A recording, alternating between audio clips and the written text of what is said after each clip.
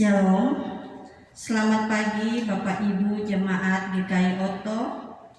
Di pagi hari ini kita ada lagi dalam program GKI membaca Alkitab setiap hari. Di pagi hari ini sebelum kita mengawali kegiatan kita, aktivitas kita sepanjang hari ini, kita ada lagi dalam merendahkan diri membaca sebagian kecil dari firman Tuhan. Sebelumnya kita awali dengan doa, kita berdoa. Ya Bapa yang ada dalam kerajaan surga, di pagi hari ini kami boleh menaikkan syukur kepadamu.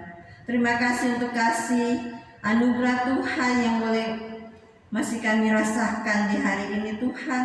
Terima kasih Tuhan telah menjaga kami sepanjang malam, hingga kami boleh bangun di pagi hari ini untuk melalui aktivitas dan kesibukan kami sepanjang hari ini yang masih Tuhan anugerahkan bagi kami. Tuhan, kami akan membaca sebagian kecil dari firman-Mu. Berilah kami hikmat, kebijaksanaan, dan kami bisa mengerti serta melakukan firman yang akan kami baca di pagi hari ini untuk melakukan setiap aktivitas yang Tuhan masih percayakan. Di dalam nama Tuhan Yesus kami berdoa dan mengucap syukur di pagi ini. Amin. Bapak Ibu Jemaat GKI Oto, di pagi hari ini firman Tuhan yang boleh kita baca terambil dari Ulangan 4. Kita akan membaca ayat yang ke-41 hingga ayatnya yang ke-43 dengan perikop kota-kota perlindungan di seberang Sungai Yordan.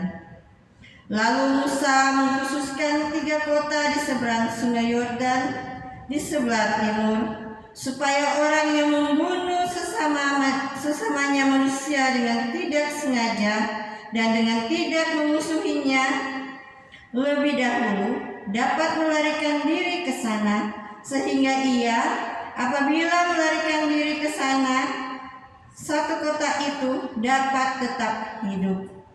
Kota-kota itu adalah Baser di padang gurun, di daerah dataran tinggi untuk orang Ruben, Ramot di Gilead untuk orang Gad, dan Golan di Basan untuk orang Manase.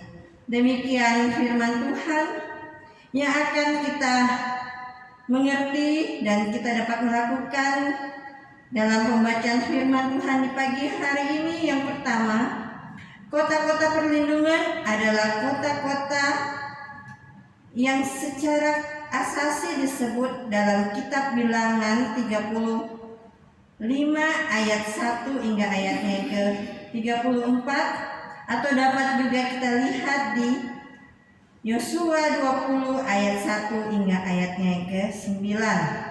Dan yang kedua, adanya kota perlindungan di dataran tinggi belakangi oleh tradisi hukum pembalasan atau yang disebut dengan lex talionis. Kita dapat melihat dalam Keluaran 21 di ayat 23 hingga ayat yang ke-25. Khususnya diterapkan dalam kasus pembunuhan darah. Karena itu dibedakan antara pembunuhan yang disengaja atau yang dapat kita disebut pembunuhan berencana dan pembunuhan tak sengaja. Para pembunuh yang disengaja atau yang berencana dianggap sebagai pelaksana kehendak Tuhan, sedangkan pembunuhan yang tak disengaja adalah sebuah kecelakaan. Karena itu pelakunya harus dilindungi sehingga ia dibebaskan atau ditebus oleh Gad atau disebut penebus. Dan yang ketiga, terkait dengan konteks ini, maka Musa meminta supaya ditentukan 3 kota perlindungan di seberang Sungai Yordan, yaitu kota Baser untuk suku Ruben, kota Ramot untuk suku Gad, kota Galon untuk orang Manase. Firman Tuhan yang dapat kita lakukan untuk menjalani kehidupan kita di hari ini ingin mengajarkan kita untuk memberi suaka atau perlindungan kepada sesama manusia adalah bagian dari penerapan kasih dan pengampunan Allah bagi manusia yang berdosa.